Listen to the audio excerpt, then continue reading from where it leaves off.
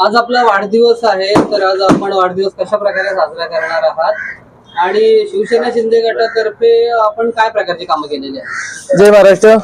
सर्वप्रथम शिवछत्रपती ग्रुप मधील माझे ज्येष्ठ सर्व सहकारी, माझे मार्गदर्शक, सर्व व्यापारी वर्ग यांनी इथे माझा वाढदिवस अतिशय उत्साहात साजरा केला।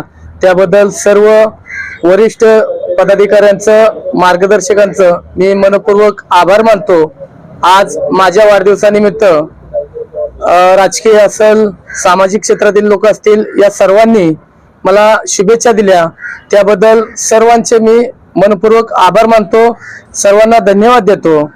आणि तुम्ही दुसरा प्रश्न जो विचारला शिवसेना शहराचं, आता निवडणूक येऊ घातलेली आहे। आमची तयारी शहराच्या दिशेने निवडणूक पूर्णपणे आम्ही ताकदीने लढण्याची तयारी आहे।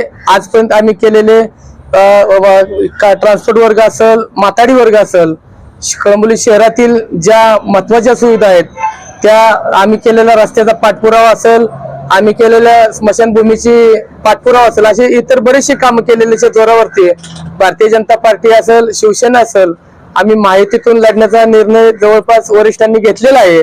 थोड्या आज संध्याकाळपर्यंत, उद्यापर्यंत डिक्लेअर होईलच, तरी आम्ही पक्ष म्हणून, शिवसेना म्हणून लढण्यास सज्ज आहोत। आणि आम्ही जे लढतोय ते फक्त आम्ही केलेल्या कामाच्या जीवावरती, राज्याचे उपमुख्यमंत्री एकनाथजी शिंदे साहेब, या जिल्ह्याचे जिल्हा प्रमुख रामदासजी शेवाळे साहेब यांच्या नेतृत्वावरती विश्वास ठेवून आज कळंबोलीत पाहताय आपण बऱ्याचशा मुलाखती, बऱ्याचशा बातम्या पण लावलेल्या।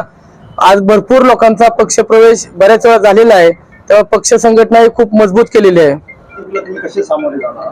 या निवडणुकीला आम्ही विकासाच्या जोरावरती, केलेल्या कामाच्या जोरावरती, आम्ही जे सामाजिक कार्य केलेलं आहे त्या सामाजिक कार्याच्या जोरावरती, आमच्या एकनाथजी शिंदे साहेबांनी जे काम केलेलं आहे, महायुतीने मिळून जे काम केलेलं आहे त्या विकासावरती, आणि आम्ही काय करू शकतो ते आम्ही लोकांना सांगतोय की आम्ही काय करणार आहोत, आमचं विजन काय आहे। आम्ही सांगतोय की बाबा आम्हाला ज्यांनी काय केलं नाही ते आम्हाला विचारायचं नाही किंवा सांगायचं नाही, पण आम्ही काय करणार आहोत हे आम्ही महत्त्वाचं सांगणार आहे। त्या जोरावरती आमचं जे विजन आहे ते जनतेसमोर आम्ही बऱ्यापैकी मांडलेलं आहे।